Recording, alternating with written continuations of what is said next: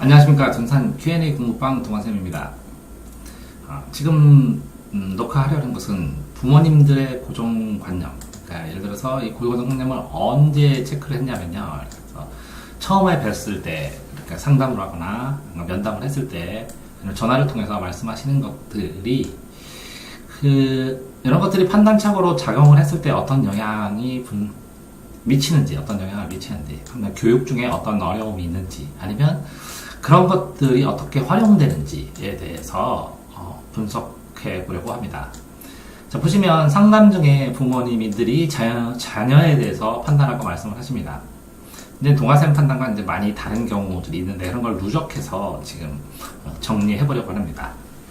자, 실제 부모님들의 표현을 보면 실제적으로 학생들에 대해서 고정관념을 가지고 계신 경우가 많습니다. 그래서 도서관이나 이런 데서 부모님들의 고정관념에 대한 수업을 제가 몇 차례 한 적이 있는데요. 학생들의 이제 생활과 학습 패턴의 결과와 이런 고정관념, 부모님들이 생각들과의 고정관념을 비교해보면 상당한 영향을 미친다.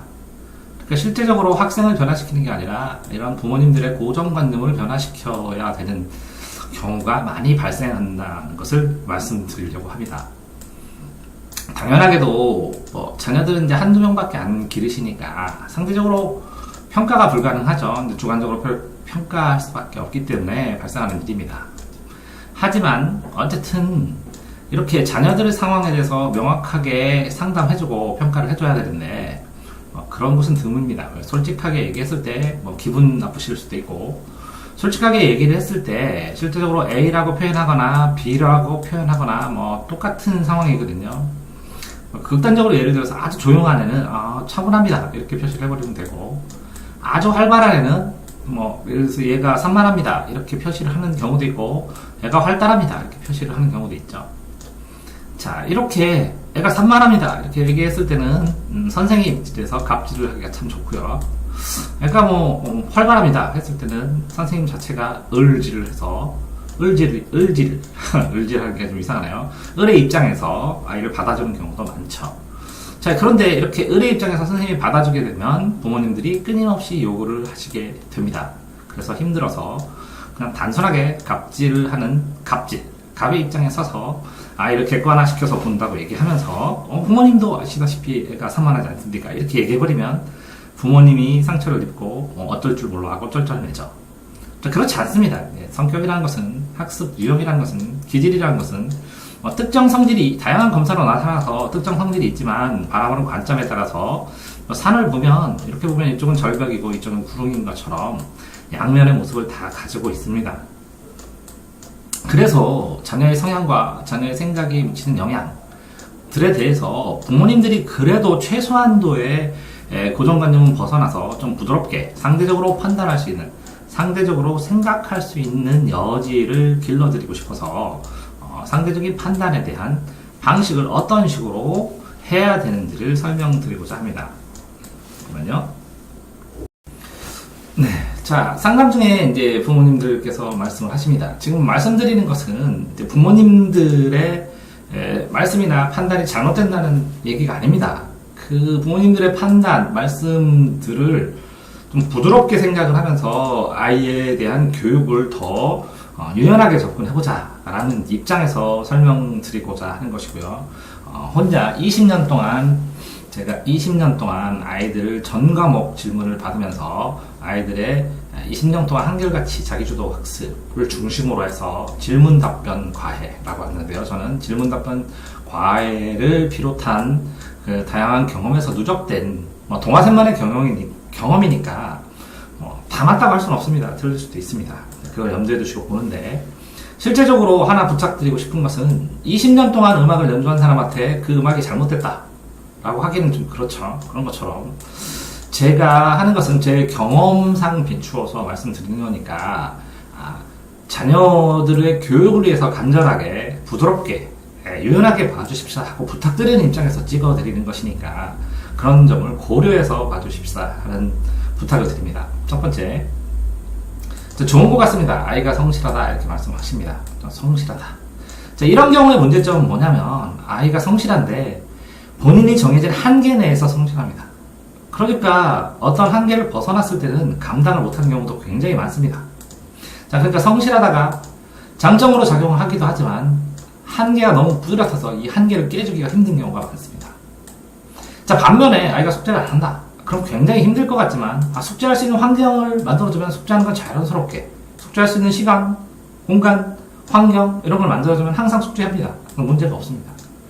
자, 그런데 집에 가서 숙제를 또 안 한다.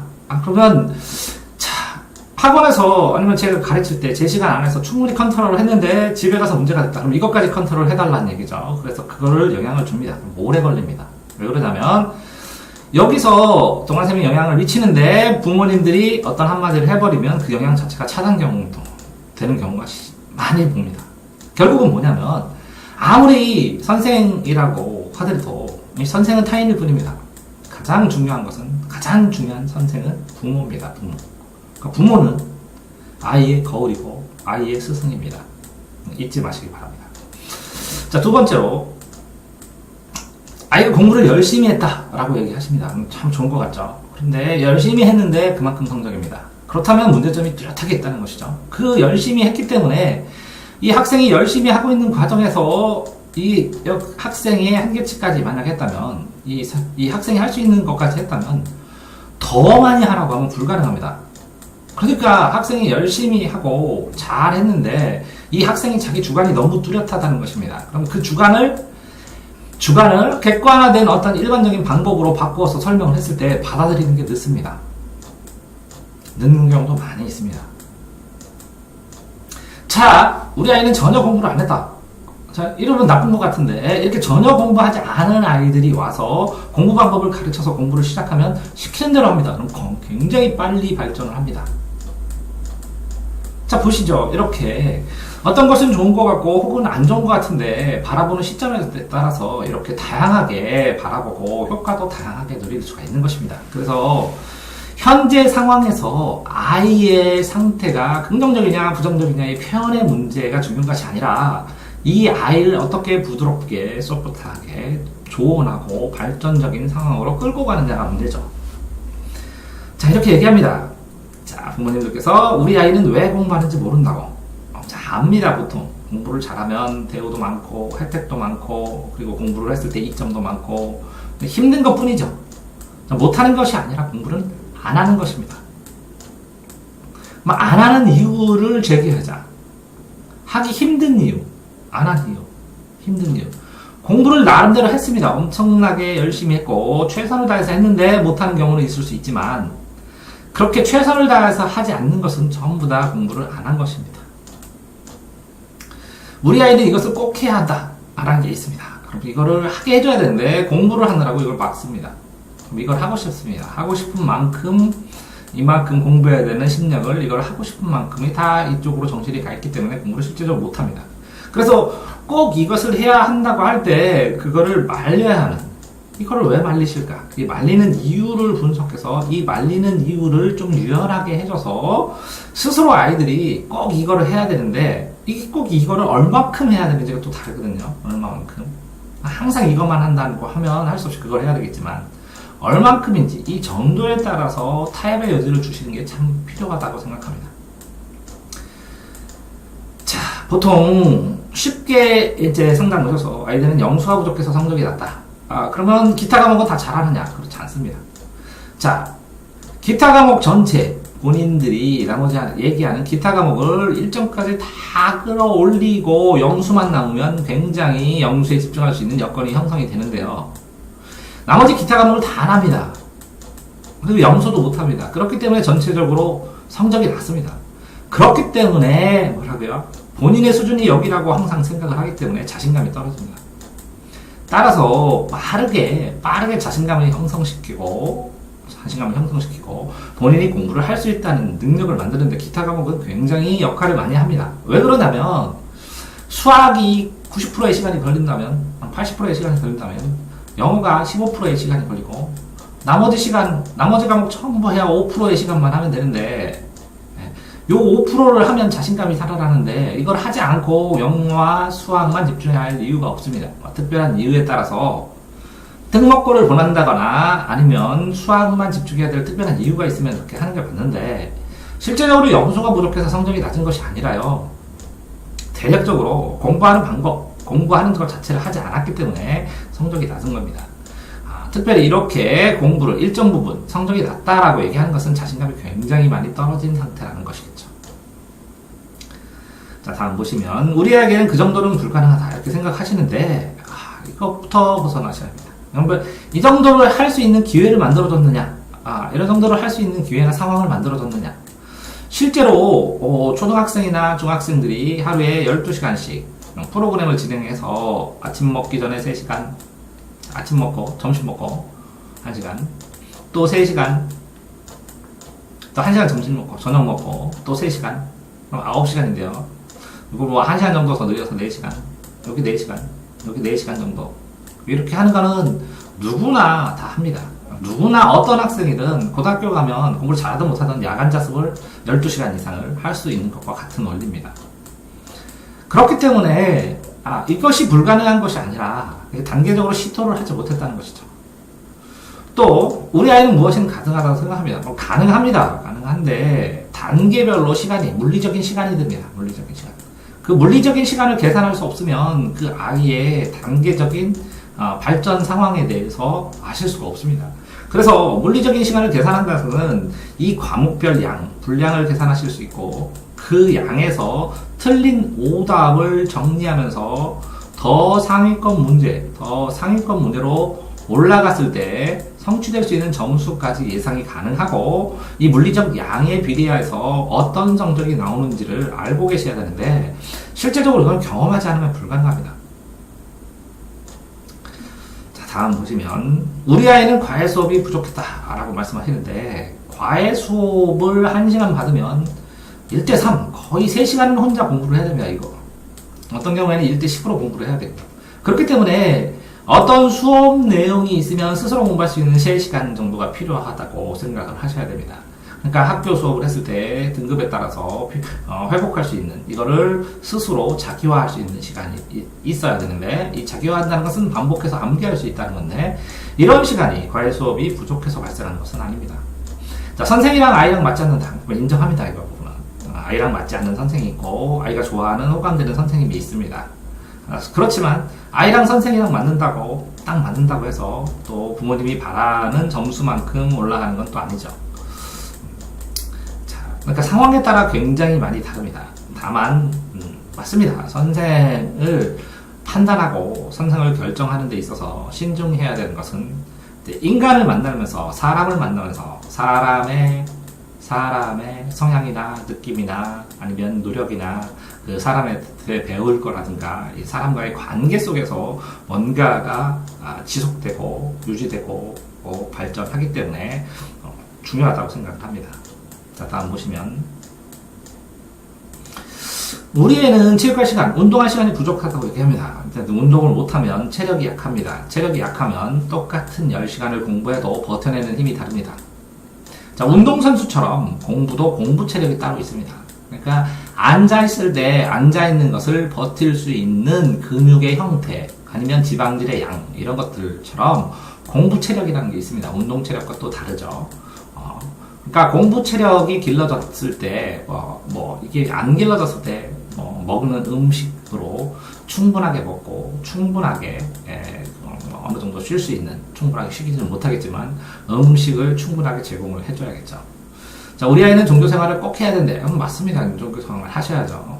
이걸 험잡는 건 아닌데 정말 중요할 타이밍에서 종교 생활을 하느라고 정작 중요한 거 아니죠. 종교 생활이 더 중요할 수 있겠네요. 이런 같이 가는 문제로 넘기겠습니다.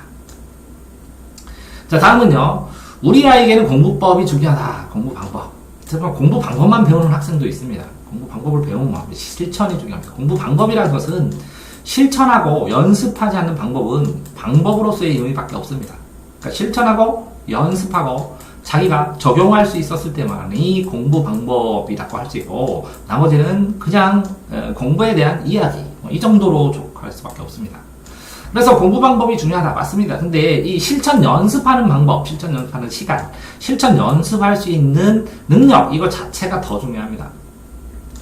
자, 우리 아이는 국어 점수만 도와주면 된다. 그러면 국어 점수만 도와주기도 합니다. 저는. 그런데 실제적으로 이제 국어 점수가 아니라 애 전체 인생에서, 아니면 애 전체 대입에서, 아니면 애 전체의 학습 생활의 균형을 위해서 조언을 해줄 필요가 있습니다. 조언. 근데 이 조언의 가치가 더 큰데, 실제적으로 뭐 국어 점수만 도와주면 된다고 하는 분들은 이 조언의 가치 자체가 인정 안 되는 경우도 많습니다. 뭐 실례를 들어서 A라는 학생이 국어 점수만 도와주면 되는데 필요하다고 해서 나머지 전 과목을 다 조언을 해주고 컨설팅 해주고 다 해줬죠. 근데 이게 수업이 아니라고 합니다. 실제로 그랬습니다. 그래서 그 다음부터는 수업 시간에 국어만 하고 이것까지 다 하기가 그러니까 그냥 국어 수업만 하게 됐습니다. 그러다가 제가 국어 점수가 95점이 넘어서 더 이상 국어 점수가 안 오르니까 국어 점수만으로는 내 능력은 다 했으니까 그만둬 달라고 부탁한 적도 있습니다. 똑같죠. 원하시는 거를 해드릴 수밖에 없습니다. 그 원하는 거 외의 거를 다 해주면 플러스 알파가 되는데 플러스 알파가 더 커져서 나중에 국어 점수 만보다 더 커지는 경우도 많이 발생합니다. 따라서 감당할 수 있는 만큼 원하셔야 되는데 그 이상을 원하시면 제 능력으로 할 수가 없는 것이겠죠. 자, 우리에게 역사 논술이 필요하다는 맞습니다. 역사. 근데 생각해 보십시오. 그럼 역사가 어느 정도 돼야 이 역사를 바탕으로 해서 논리적 판단이나 추리를 하니까 논술이 되죠. 그러니까 논술에서 역사로 갈 수도 있지만 보통은 역사에서 논술로 와줘야 되기 때문에 역사부터 마무리하시는 게 맞습니다. 한국사는 학교 교육만 따라가게 되면 이 역사에서 논술 쪽으로 못 가는 거고 논술에서 역사 쪽으로도 못 가는 것이죠. 맞습니다. 이렇게 다르죠. 자, 다음 보시면 우리 아이는 집중을 못한다고 하시는데 집중을 못하는 것이 아니라 집중의 시간이 다릅니다. 이게 집중도 연습을 해야 되는데 연습을 통해서 집중을 할 수 있는 환경이나 상황이나 이런 습관이나 이런 것들을 만들어줘야죠. 우리 아이는 집중을 잘한다고 그러십니다. 근데 이 집중도 종류가 다릅니다. 그러니까 공부할 때의 집중, 시험 볼 때의 집중, 순간 집중, 지속 집중, 다양한 집중의 상황이 되는데 어떤 건지 이제 명확하게 찾아봐야죠. 근데 뭐 이렇게 말씀하시는 자녀분들은 공부를 잘하는 경우가 꽤 많죠.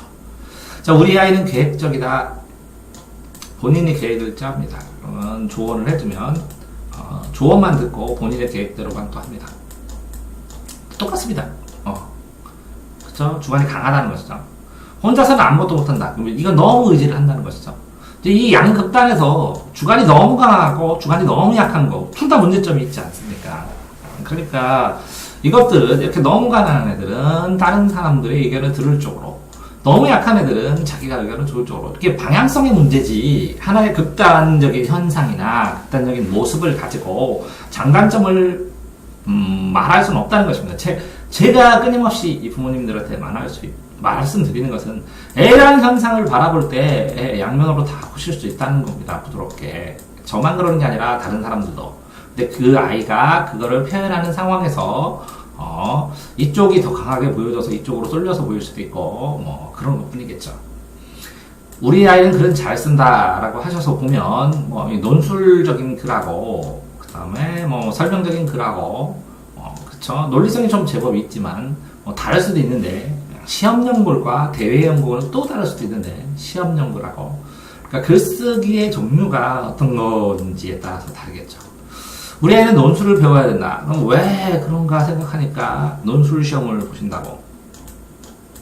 뭐 굉장히 드문 부모님이신데 논술 시험을 준비한다고. 논술을 하면 여러 가지 이 장점이 있는데, 저도 이제 그 논술 공부 3년, 5년 하면서 몇십만 페이지 그걸 읽고 준비를 했는데, 우리나라 학습은 논술 플러스 학습인데요.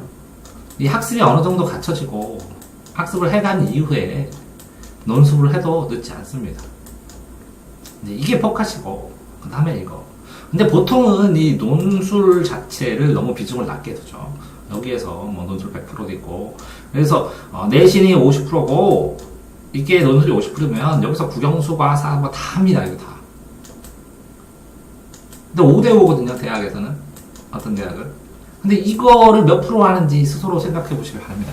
논술을 일찍 시작해야 되는데 서울권이나 이런 데 제외하고 대전만 하더라도 제가 대전에서 논술을 하고 있는데 이 논술을 이렇게 입시에 관련된 논술을 하는 곳은 드물고, 즉 입시 논술을 어린 학생, 초등학교, 중학교 학생들한테 하는 곳은 적은 것 같습니다. 거의 없는 것 같습니다. 제가 이렇게 이제 해주는데, 입시 논술을 하면서 이 학습을 보조를 할 수 있습니다. 학습을 하면서 논술을 하기는 힘들지만. 자, 그래서 제가 이렇게 수리 논술이나 뭐 역사 논술이나 아니면 무슨 논술, 모든 전 과목을 가르칠 때 다 논술로. 어떻게 보면 동아쌤은 학습 논술 선생님이라고 해야 명확하겠네요. 학습 논술. 학습을 뒷받침해주는 논술 선생님이다. 이렇게 하면 명확할지도 모르겠습니다. 자, 다음은요. 우리 아이가 하고자만 하면 충분하다라고 하시는데요. 하고자만 하면 충분하자. 마음만 먹으면. 근데 마음이 먹는 게 이게 자꾸 바뀝니다. 흔들립니다. 시간은 충분하다. 이게 시간 계산을 할 때 정말 많이 오해를 하십니다. 이렇게 물리적인 양이 본인이 당신께서 저도 제 나이 때 40, 50대들이 배웠을 때 양의 10배에서 50배 정도가 들었는데 물리적인 양, 실질적으로. 그러니까 그 시간 안에 그 문제를 다 풀 수 있는 양. 그쵸? 공부를 다 못한다고 그러죠. 다 하면 당연히 1등급이 나오죠. 나와 있는 책자들을. 수학만 해도 등급별로 치면 아마 10단계 정도로 분류할 수 있겠는데, 그러니까 같은 책이 아니라 이제 10권입니다. 10권. 한 권 풀면 한 등급 올랐다고 생각하고 풀어야 되는 만큼 많습니다. 우리 아이는 시간이 없다라고 생각을 하시는데 목표치가 너무 높다는 거죠. 그러면 이 시간, 공부할 시간을 확정하고 계산을 했느냐의 문제겠죠. 저번 이렇게 계산된 시간 안에서 최대한 가능한 거를 해야죠. 그 불가능한 거를 꿈꾸시면 당연히 시간이 없습니다. 그러면 계산을 해나가는데 이 공부하는 습관이나 상태, 템포, 생활, 공부 습관, 공부하는 습관에 따라서 아이의 시간을 확정하고 계산해야 되는데, 그 공부하는 습관을 누적해서 기록해 놨으니까 분석 자체가 안 되니까 현대 생활 템포만 봐서는 부족하다고 판단을 하시겠죠. 일견 동의하기도 하고 이해하기도 합니다. 우리 아이는 실수를 많이 한다. 그러면 실수를 개선하는 방법을 하셨어야 되는데 실수를 많이 하는 이유도 찾아야 되고, 그러니까 실력과 실수를 명확하게 분해해야 되는데, 그렇죠? 실수를 많이 하면 아직도 실력이 부족하다는 거죠. 우리 아이는 꼼꼼하다.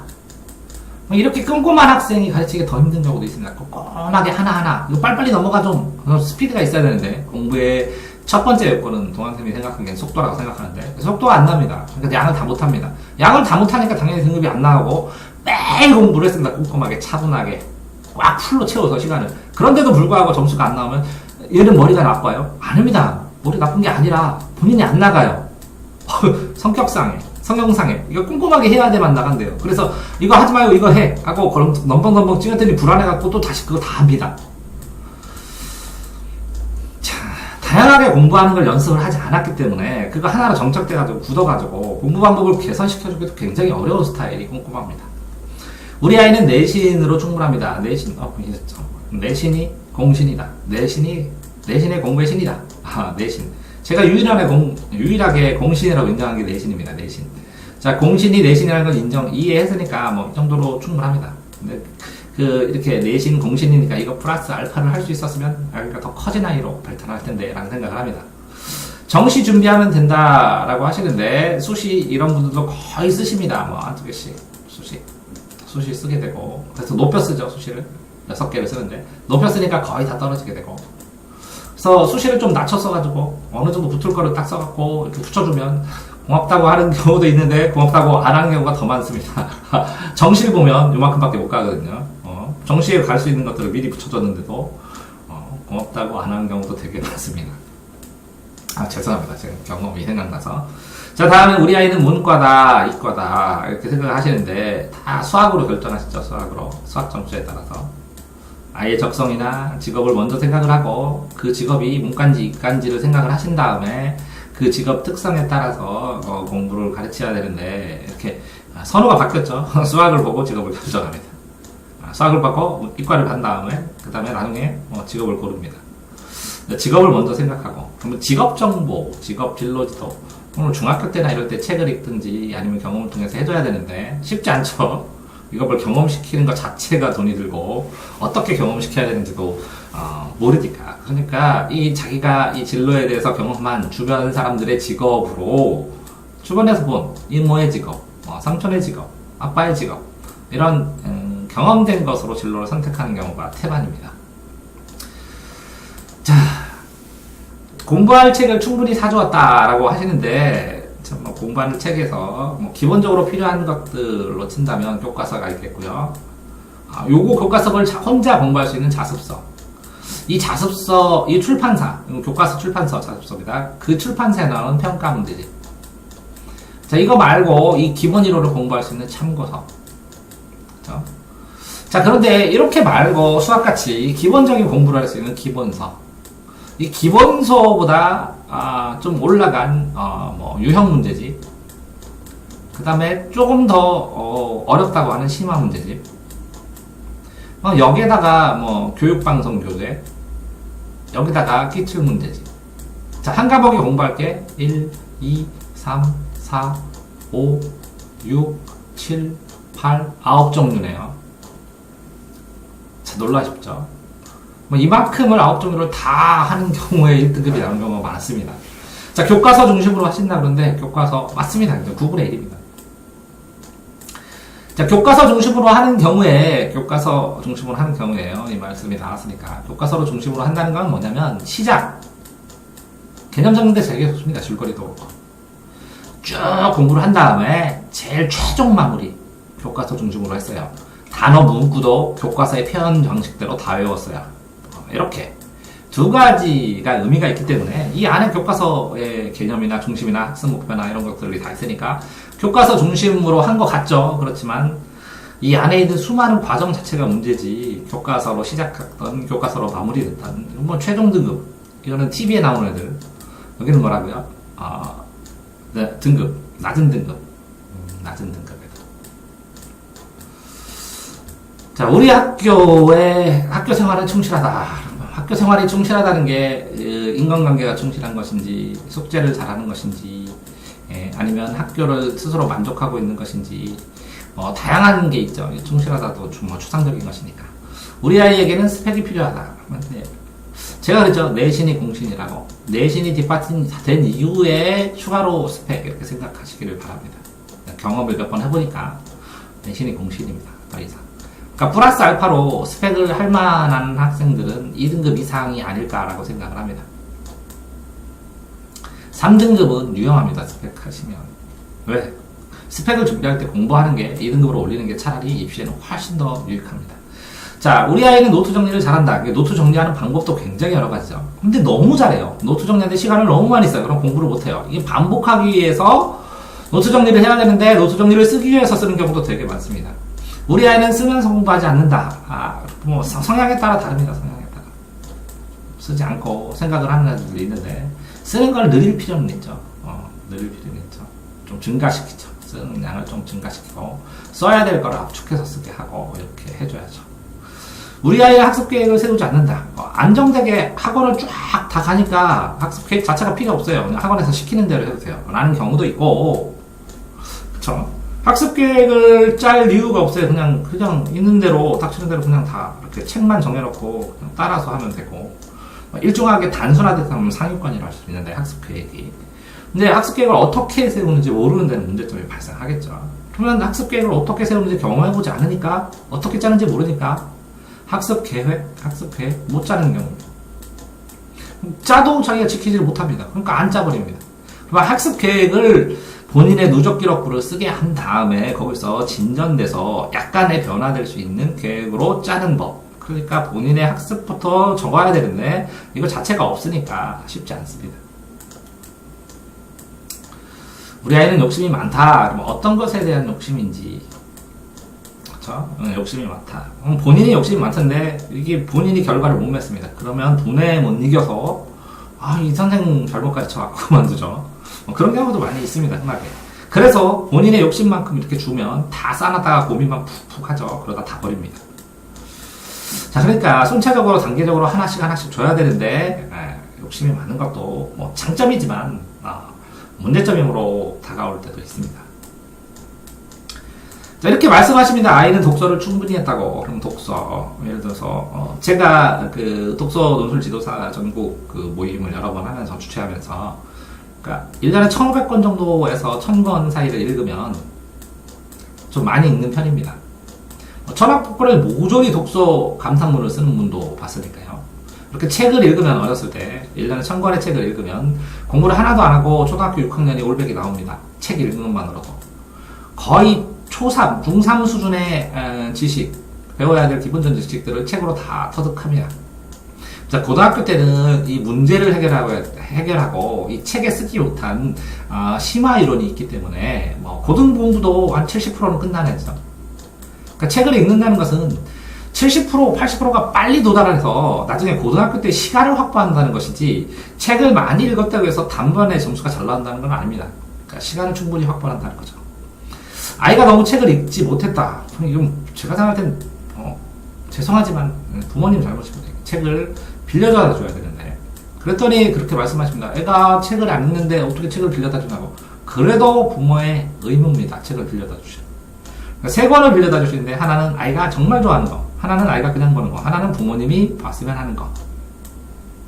이렇게 1대 1대 1로 이렇게 30%씩 빌려다 줘야 되는데, 끊임없이 빌려다 주셔야 됩니다. 애가 읽든 안 읽든 미안해서 읽게, 항상 읽고 싶은 책이 있게. 자, 나는 아이에게 부담을 주지 않았다고 하시는 분들의 말씀, 논리적으로 너무 완벽합니다. 논리적으로. 그러니까 아이한테 부담 주지 않았다고 분명히 말씀하시고 뭐 그렇게 하신 것 같습니다. 근데 아이가 말을 안 해도 눈빛만으로 준 부담이 더 큰 경우가 굉장히 많습니다. 이런 표현 쓰시는 분들 중에서 아이가 압살될 지경이죠. 그러니까 부모의 압박을 벗어나기 위해서. 그러니까 압살 얼마큼 힘드냐면요, 이거 하나를 벗어나면 내가 날아갈 것 같이 사는 게 달라지게 뭐 그렇게 부담을 주지 않았다는데 부담 주는 건 많습니다. 자, 뭐 부담을 주는 게 당연하지 않느냐, 많습니다. 이런 경우에 더 편한 경우도 있죠. 명확하게 부담 얘기를 하고 부담해서 이거 하라 그러고 그것만 하면 되고.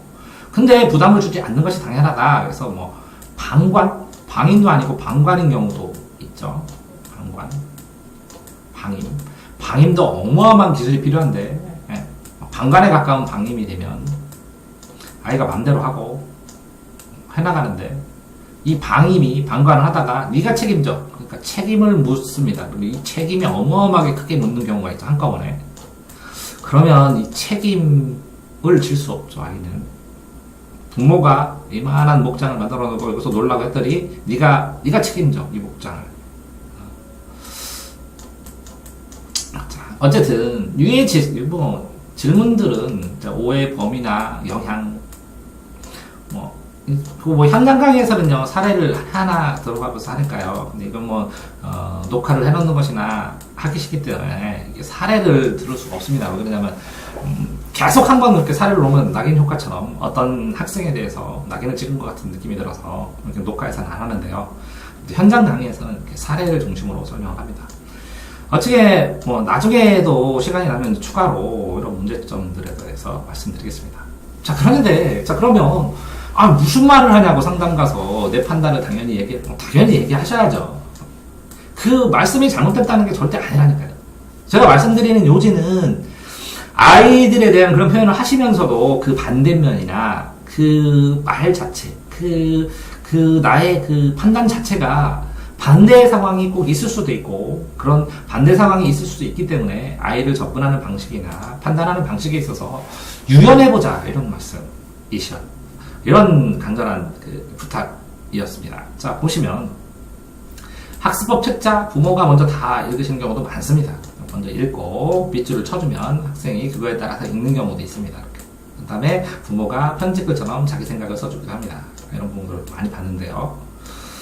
자, 학교 홈페이지나 도서관, 부모 카페, 입시 카페 들어가시면 됩니다. 입시 카페 들어가면 정보, 부모 카페 들어가면 뭐 도서관이나 학교 홈페이지, 학교 홈페이지는 꼭 가셔야죠. 한두 개의 부모 카페나 안 된다면 동아쌤 카페라도 들어오셔서 입시 정보가 뭐 있는지 한번 보시면 지금 20년 동안 모은 정보 어쨌든 공개하고 있으니까 한번 보시면 됩니다. 자, 그 다음에 이런 현재 상황에 대해서 상담자로 본인이 그 교육의 주체, 투자자잖아요. 교육을 저도 투자라고 생각하는데, 투자자가, 이렇게 실행자인 학생에 대한 생각이나, 아니면 이 실행을 보완하는 서비스업, 이건 교육 서비스업입니다. 업태가.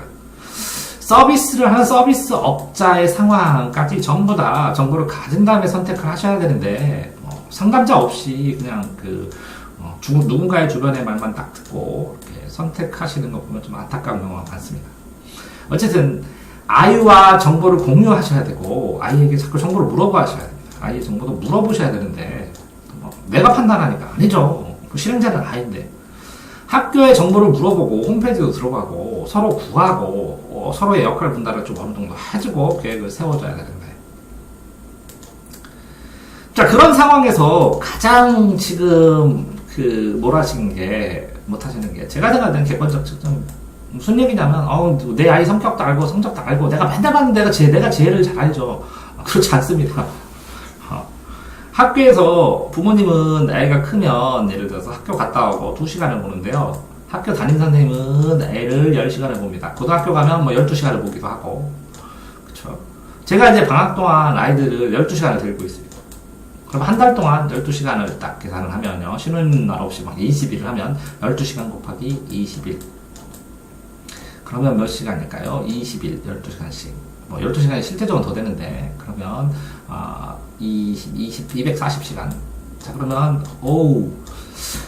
이게 뭐죠? 240시간이면, 1시간씩 하면 240일이네요, 1년. 1년 보는 거 한 달에 다 보는데, 이게 나눠서 보는 거 똑같은, 집에 학교 돌아와서 하는 거랑 하루 종일을 보는 거랑 엄청 차이가 납니다. 아이의 모습이, 시험지를 어떻게 풀고, 공부한 책을 다 어떻게 하고, 답부 문제를 어떻게 정리하고, 노트를 어떻게 분석하고, 의뢰하고, 그거에 대한 어떤 생각을 가지고, 다 물어보거든요, 저 같은 경우에. 근데 어머님은 이거 물어보면 잔소리라고, 청량한다고 못하잖아요. 이 물어봐서 학습에 대해서, 학습 성향이나 학습에 대해서 정리하는 거거든요. 하루 종일 애 옆에서 학습 상황 물어보고, 정리하고, 감독하고, 이렇게 해보는 거를 20일 연달아 하면, 아이에 대해서 명확하게 어느 정도 방향성이나 틀이 잡혀져서, 그래서 조언을 드리는데, 본인이 보셨던 방법과, 그래요? 좋아하실 때도 있고, 장점을 찾아드리면, 단점을 찾아드리면, 그런 면 있지만 별거 아니에요. 심각하니까 말씀드리는 거죠. 자, 어쨌든 검사와 상벌은 일관돼야 되죠. 선생이든 부모든 아이에게 일정한 관심이나 격려를 지속적으로 표해줘야 되고, 상벌의 기준은 아이와 논의하기도 합니다. 부모가 정확하게 정해야 되죠. 자, 판단 주체는 아이지만 판단의 주체는 아이입니다. 공부하고 협의는 가족이 함께 해야죠. 그래서 가족이 협의를 하게 되면, 그렇죠. 가족이란 이름으로 아이한테, 야, 이거 네가 꼭 해야겠어. 혼자 할 수 있잖아. 그러면 혼자 합니다. 자, 협의가 아이가 하고 싶지 않은 것도 결정되는 경우가 수많게 많습니다. 그래서 아이는 금전적인 상황이나, 왜 자기가 돈이 안 되니까요. 부모 영향을 받고, 학년의 변화에 따라서 경험이 없어요. 그러니까 경험이 없기 때문에 부모가 이렇게 해야 된다면, 그런가? 그렇게 해서 해볼게요. 그렇죠? 자, 아이가 이렇게 가족의 회의나 경험을 시행착오의 과정으로 생각하는 경우가 굉장히 많습니다. 한번 해보죠, 뭐. 안 되면 할 수 없고. 시행착오. 그래서 이렇게 시행착오를 겪을 수 있으니까 아이에게 그런 과정 속에서의 충분한, 이렇게 하면 장점, 이렇게 하면 방법, 이렇게 해서 충분한 제공을 해주고, 이렇게 A 있고 B 상황, C 상황이 나타날 수 있다, D 상황도 나타날 수 있다 하고 판단하게 해주면, 그러면 최종 결과는 이걸 좀 객관적으로 좀 비슷하게 만들어주고 해야 책임감이라는 게 생기는데, 그쵸. 협의를 통해서 내 의견 똑같을 수가 없어요. A, B, C예요. 이렇게 해서 이거는 아이, 이거는 엄마, 이거는 아빠. 똑같이 한 표씩 했지만 아빠가 아니래요. 엄마가 아니래요. 이렇게 했을 때 나랑 1대1로 표에 힘이 있냐, 결정 권한이 있냐, 그렇지 않습니다. 자, 아이를 가르치는 선생님은 직접 면담을 통해서 구체적인 질문으로 상황별로 아이를 반응을 팔아보고, 근거로 판단을 물어봐야 되고, 아이의 반응도 살펴보고, 그걸 근거. 그러니까 A가 A에게 B라는 영향을 줬더니 C라는 결과가 나왔습니다. 라는 걸 근거로 해서 부모님이랑 상담을 하게 되는데요. 이 상담 자료를 명확하게 이렇게 공개하지 않는 이유는 A한테 B를 했더니 C를 했어요. 그러니까 어떻게 했는데 이렇게 했어요. 막 이렇게 교육 방법에 간섭이 들어옵니다. 왜 그러냐면 똑같습니다. 의사를 예를 든다면 A 환자한테 A-라는 약물을 했는데 차도가 잘한대. 그러면 B-로 되는데 의사한테 물어봅니다. 왜 하필이면 A-냐고. 왜 B-를 더 안 했냐고. 왜 C-냐고. 왜 A2-냐고. 이렇게 하면 의사가 처방을 못하죠. 이런 거랑 똑같습니다. 근데 의사한테는 묻지 않고 교육은 너무나 쉬워하고 너무나 편합니다. 너무나 쉬워하고 너무나 편해요. 제가 이제 20년, 25년째 교육을 하면서 매일 어떤 10년 동안에는 매일 교육에 관한 글을 5장 이상을 쓰고 10년간 매일. 그래서 뭐 한 50만 건 이상의 교육 자료를 읽고 모으고 분류하고 했는데요. 이렇게 한 사람한테 그 방법은 잘못됐다 이렇게 직접적으로 얘기하시는 부모님도 계십니다. 선생님은 그렇게 생각할지도 모르지만 저는 그렇게 생각 안 한다고. 그래서 제가 그걸 전부 다의 근거를 다 모아갖고 데이터 근거를 분석해갖고 다 이렇게 다른 애랑 비교하면서까지 말씀드렸는데 그래도 뭐 다 이렇게 해볼게요. 그러시라고 판단의 문제. 그러니까 의사가 수십 년 동안 연구를 하고 임상 경험도 하고 환자도 치료해서 이렇게 하셔야 된다고 그랬더니 안 한다고. 본인이 선택이니까 뭐 대단할 수도 있네요. 자, 아이들의 사교육 생활보다 학교 생활의 방법을 학교 생활을 중점적으로 점검하고 이 사교육 생활은 보조적이거든요. 학교 생활을 증진시킬 수 있는 방법으로 사교육을 하는 사람이 있으면 대박인데 그렇게 해줘야 되는데 공교육이 되고 내 점수만 해결하면 되니까 사교육이 먼저면 문제가 발생합니다. 근데 공교육을 뒷받침하는 쪽으로 사교육이 되어야 됩니다. 왜? 생각을 해보세요. 학교에서 야자까지 하면 학교에서는 15시간을 읽고 13시간을 읽고 사교육 꼴랑 2시간 하는데 밤잠 자면서 3시간 해봐야 13대 5거든요. 그 학교 생활의 중심입니다. 근데 제가 그런 얘기 선생님들 수업하면서 그런 얘기 많이 말씀드려요. 학교 선생님들이 다 해놓은 거 부족한 게 조금 있으면 요거 채우고 그쵸? 마지막 딱 요거만 채우고 칭찬받는 거는 사교육 선생님이고 진짜 교육은 학교에서 선생님들이 합니다. 사교육은 이렇게 활용점정이고 요거만 딱 찍어갖고 결과만 받고 수입을 얻고 그러죠. 그렇다고 제가 뭐 사교육 선생님 뭐라고 하는 거 아닙니다. 왜 그러냐면 이런 빈 구멍이 숱하게 나와 있을 때 이 제도권 안에서는 순차적으로 해서는 얘가 어떻게 할 수 있을 만큼 부모들은 바라는 건 여긴데 애 단계는 막 그 아래 단계면 요걸 채워야 되는데 개별적 교육이 아니면 안 되는 경우도 많거든요. 이럴 경우에는 뭐 사교육이라고 할 수 있죠. 진짜 사교육. 저는 이렇게 학교 성격, 공교육에 보완하는 이런 거를 보완교육이라고 합니다. 그래서 보완교육하고 사교육은 구별돼야 됩니다. 사교육은 공교육 말고 얘를 재구축하는 거죠. 개별로. 공교육에 보완하는 보완교육이에요. 이게 초점이 맞춰지면 애가 빨리 변하고 빨리 발전하죠. 자, 어쨌든 사교육 생활을 더 할 수 있도록 진행돼야 되고요. 장기 전략이나 입시 전략, 교육비 투입에 대한 전체 전략, 가정 변화나 상황에 따라서 이렇게 솔직하게 얘기하고 상담하고 이렇게 전략적으로 이렇게 맞춰서 해나가도 되는데 이거를 얘기를 안 하시고 예를 들어서 그런 말씀 많이 하십니다. 교육비가 모자라서 이렇게 이런 상황이라 못한다. 그럼 교육비 깎아드리기도 아닌가? 원칙을 지키죠. 원칙을 지키는데 어쨌든 가정의 경제 상황에 맞춰서 애한테 이런 상황에서는 이건 스스로 하고 이렇게 전체적으로 전략을 짜고 해야 되는데 공부는 학습의 환경 조성입니다. 환경 조성. 해줄 수 있는 환경 조성. 그래서 제가 그랬죠. 책을 빌려다니는 건 의무. 책을 읽든 안 읽든 자녀의 권리. 안 읽을 수도 있습니다. 재미있는 책을 빌려. 네가 빌려다 네가 읽어라. 그건 말이 안 되고 어릴 때 애기일 때도 있으니까요. 환경 조성이고 두 번째 학습에 가능한 심리 상태를 얼마나 많이 구축해주는 거냐. 편안하게 공부할 수 있는. 그걸 지속하느냐. 지속해서 반복하고 그리고 스스로 달려들 수 있게 하느냐의 차이거든요. 자, 환경을 조성하는데 학원을 바꾸기도 하고 과외를 바꾸기도 하고 학교 생활을 충실하기도 하고 학원, 과외 여러 가지 방법을 쓰죠. 근데 그 가능한 심리 상태는 아이와 부모, 그렇죠? 다음에 뭐 이 관계를 어떻게 설정하느냐에 따라서 그 눈치 보고 있는 사교육 선생이나, 그죠? 이 눈치를 안 보는 학교 선생님하고, 이런 관계 속에서 적당하게 아이가 이제 편안한 자리를 잡고 심리적으로 안정된 상황. 욕심이 생기면 뭐 더 공부하려고 불안하다고 하는데, 더 해야 되는데 막 일요일날 놀아서 불안하다고, 매일매일 공부하더라도, 그러니까 이 심리 상태, 멘탈 상태를 어떻게 관리하느냐에 따라서 공부의 성패는 갈리는 것 같습니다. 자, 그러면 이제 마지막으로요. 자, 이렇게 학부모의 고정관념을 어떻게 변화시킬 것인가. 자, 아이의 판단, 구체적인 분석, 행동의 근거를 사실 기록을 하셔야 이렇게 변화가 가능합니다. 그게 뭐 학습 누적 기록부, 늘 말씀드린 것처럼 백지 하나에다가 월, 화, 수, 목, 금, 토, 일 이렇게 써가지고 한 칸에 30분씩 해서 이렇게 표를 다 만들죠. 표를 만들어서 공부한 걸 기록하게 합니다. 학습 일기죠.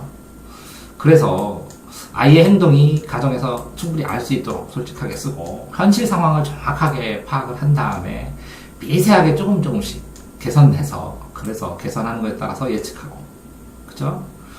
학령이 어릴수록 변수가 크니까 큰 계획 속에서 해야 되고, 그죠? 방문하고 학습 상담하고 다른 사람한테 분석을 맡기기도 하고, 이렇게 해갖고 뭐 한 달짜리나 뭐 한 달, 4장, 4주 정도를 기록해오면 아이 1년 후에 어느 정도 변화시키고 뭘 변화시키는 충분히 상담 가능합니다. 이걸 쓰지 않으니까 문제지. 그래서 교육이 변하는 거를 하려면 기록하셔야 돼요. 기록하고 분석하고, 그래서 현재 상태를 명확하게 아셔야, 미래도, 현재의 대책도 가능한 겁니다. 자, 어쨌든 제가 이거를 찍는 이유 또 한번 마지막으로 강조할게요. 상대적인 표현, 상대적인 상황이기 때문에, 자, 상대적으로 책을 많이 읽었다고 할 때 어떤 학부모님이 그러셨어요. 애가 한 달에 책을 10권씩 읽는다고. 그쵸? 많이 읽는 게 요즘 같은 경우는 1,500권인데 1년에. 그럼 1,000권이라고 치면 한 달에 100권이거든요. 하루에 3권 정도거든요. 하루에 3권. 그래야 많이 읽는 건데, 다른 학생의 경우를 소개하면, 걔는 그렇고 우리 애는 이렇고 다르지 않냐고. 다르죠. 근데 같이 시험 봐요. 같이 등수 나오고. 부모님의 기준으로 한 학생의 기준을 얘기하면 어쩔 수 없어요. 그 학생에 맞춰서 가르쳐주고, 다른 학생의 기준을 이해시키도록 미세하게 하지만, 자, 부모님이 주변에 또 너무 남하고 비교하면 또 문제죠. 애가 다르니까. 자, 제가 말씀드린 게 이렇게 상대적이에요. 너무 우리 애를 독립적으로 볼 수도 없고, 너무 남하고 비교할 수도 없고, 그러면 너무 우리 애를 보면 남과 비교하는 거, 너무 남만 보면 우리 애를 중심으로 보는 거, 이렇게 어떤 방향성으로 지도하느냐의 문제거든요. 그래서 학부모가 환경에 따라 일정한 판단 기준이 있지만, 기준은 상대적이라는 거예요. 방향성의 문제고.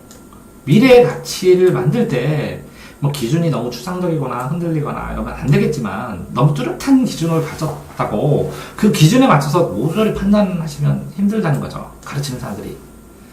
부모의 교육적 기준이 흔들리면 안 되겠지만, 그 기준이 너무 뚜렷하게 하나만 고집하시면, 그럼 가르치는 사람이 그 기준에 맞춰서 가르쳐도 되거든요. 그러면 책임이 없다는 거예요. 너 맞춰줬으니까. 그런데 그렇지 않습니다. 아이와 부모와 교사가 있으면 결과는 다 아이마가 지는 것 같은데 그렇지 않습니다. 부모님도 지시잖아요. 자신의 투자의 결과. 교사도 집니다. 자신의 인생에 대한, 자신의 가치관에 대한, 자신의 신념에 대한, 자신이 살아가는 것에 대한. 아이만 보고 사는 사람도 있거든요. 개중에는. 아이 발전, 아이의 삶. 교육을 종료할 때까지 부드럽게 상대적으로 해결해 나가야 되는 것 같습니다. 자, 학습 환경을 변화를 주기가 힘든 경우가 더 많습니다. 가정 환경이나 일정한 시간이 흘러서 굳어져요. 변화를 주기 힘들어요. 특별한 변화에는 뭐 금전적인 결정이 부담이 지어지니까 또 힘들어져요. 그러니까 변화를 주문하면 변화에 대한 특정 조건들을 변화시켜야 되는데, 그러니까 그 조건들을 변화시켜서 할 때는 조금 변화가 되는데, 이 특정 조건들이 변화가 딱 끝나버리면 금방 이전 환경으로 돌아가 버리는 경우가 많습니다. 그러니까 이 특정 조건들을 스스로 형성시킬수록 노력을 해야 되는데 쉽진 않죠. 자, 아이반 교육을 위탁하기 때문에 부모를 가르치는 건 불가능합니다. 이렇게 선생님 입장에서. 그런데 아이가 아니라 부모를 가르쳐야 되는 경우, 부모님의 고정관념을 변화시켜야 되는 경우가 더 많습니다. 설령 부모 교육을 설강하더라도 참가 안 하시고, 교육적인 고정관념이 적고, 교육적 문제점이 비교적 적은 경우가 대부분이겠지만, 부모가 먼저 변화해야 아이가 변화합니다. 부모가 변화하는데 포기하시면 안 되고, 아이한테 적극적으로 달려들다가 막 포기하시는 부모도 있어요. 내가 간섭 안 하는 게 차라리 애들 잘한다. 아니, 적당한 거리. 힘듭니다. 적당하게. 그죠? 소금을 넣을 때도 적당량. 적당량. 적당한. 적당. 힘들죠?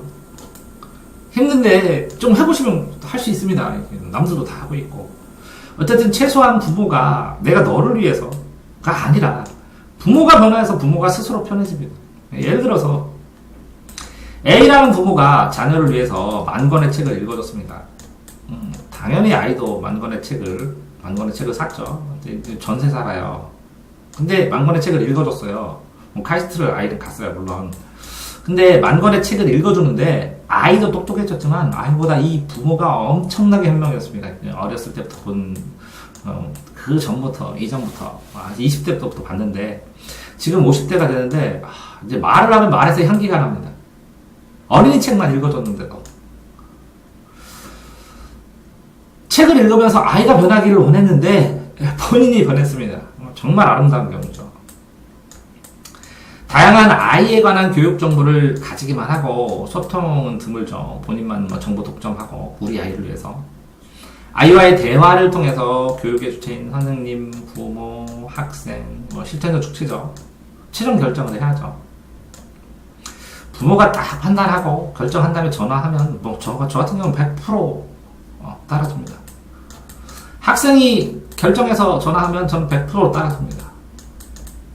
근데 이 3주체가 논의를 하자라고 하면 논의를 합니다. 그러면 이제 사명감을 가지고 부모와 아이 사이에서 조율자도 되고 또 아이의 입장도 대변해주고 아이한테는 부모의 입장도 대변해줍니다. 아이가 받기만 하고 방임해서도 안 되고 너무 강하게 해서도 안 되고 어렵죠.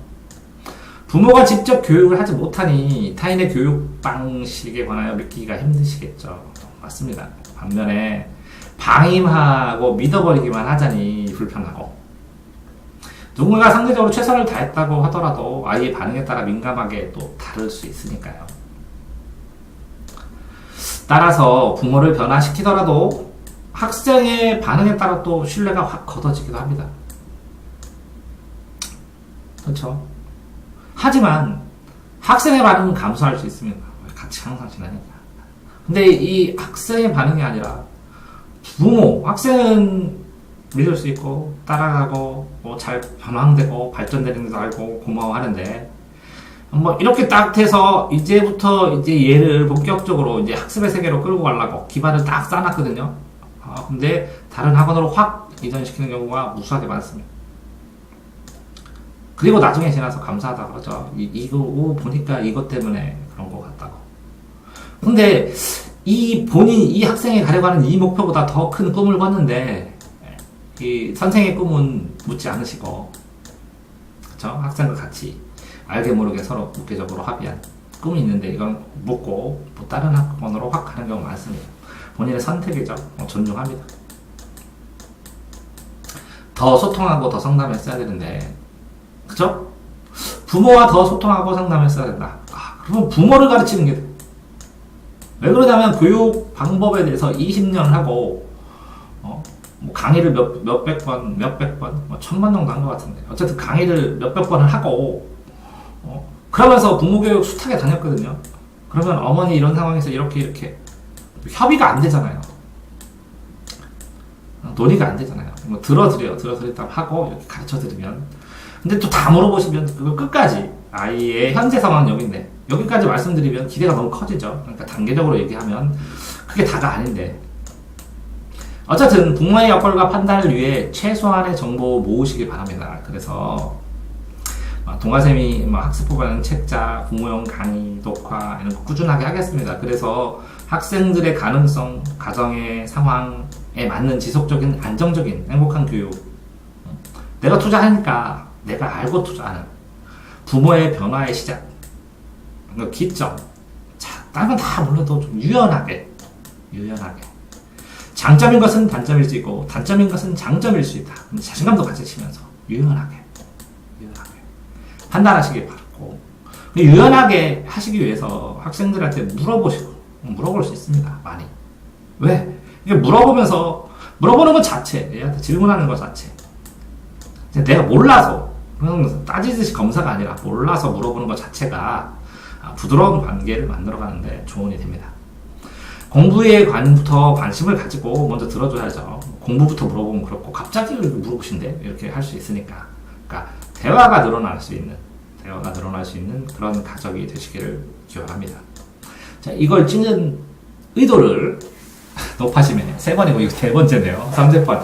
3번 이상 잔소리 되는데, 잔소리처럼 말씀드리면, 유연하게, 장점도 단점으로 볼 수 있고, 단점으로 작용할 수 있고, 단점도 장점으로 작용할 수 있으니까, 너무 강하게도 아니고, 너무 약하게도 아니고, 유연하고 부드럽게. 왜? 아이는 지금 젊어요. 저희들처럼 어른이 아니기 때문에 유연하고 부드럽습니다. 그러니까 유연하고 부드럽게, 섬세하게 좀 터치하고 방향을 봐주고 대화할 수 있는 여지를 만들어 주셨으면 하는.